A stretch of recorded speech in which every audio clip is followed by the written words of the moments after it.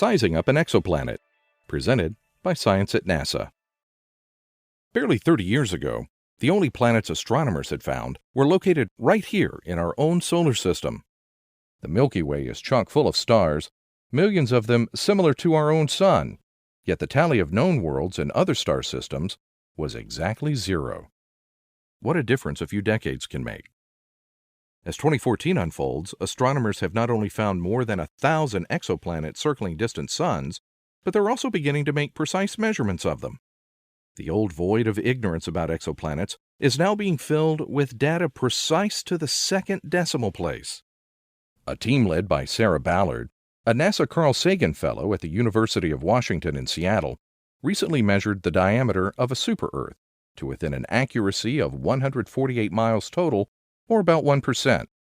Remarkable accuracy for an exoplanet located about 300 light-years from Earth. It does indeed seem amazing, says Ballard. The landscape of exoplanet research has changed to an almost unrecognizable degree since I started graduate school in 2007. To size up the planet, named Kepler 93b, Ballard used data from NASA's Kepler and Spitzer space telescopes. First, Kepler discovered the planet. As seen from Earth, Kepler 93b passes directly in front of its parent star, causing the starlight to dim during transit. That dimming, which occurs once per orbit, is what allowed Kepler mission scientists to find the planet in the first place. Next, both Spitzer and Kepler recorded multiple transits at visible and infrared wavelengths. Data from the observatories agreed. 93b was really a planet, and not some artifact of stellar variability. Ballard then knew that by looking carefully at the light curve, she could calculate the size of the planet relative to the star. At that point, the only missing piece was the diameter of the star itself. The precision with which we measure the size of the planet is linked directly to our measurement of the star, says Ballard, and we measure the star using a technique called astroseismology.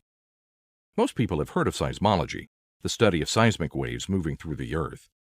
We can learn a lot about the structure of our planet by studying seismic waves, she says. Astroseismology is the same thing except for stars. The outer layers of stars boil like water on top of a hot stove. Those convective motions create seismic waves that bounce around the inside of the core, causing the star to ring like an enormous bell. Kepler can detect that ringing, which reveals itself as fluctuations in a star's brightness. Ballard's colleague, University of Birmingham professor Bill Chaplin, led the astroseismic analysis for Kepler 93b.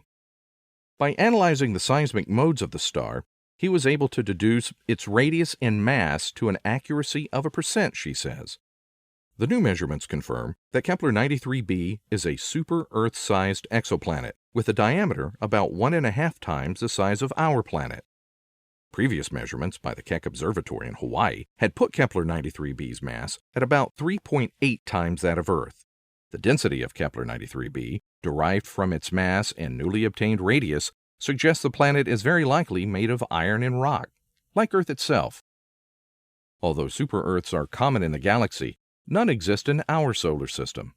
That makes them tricky to study. Ballard's team has shown, however, that it is possible to learn a lot about an exoplanet even when it is very far away. For more news about the precise nature of planets, exo and otherwise, stay tuned to science.nasa.gov.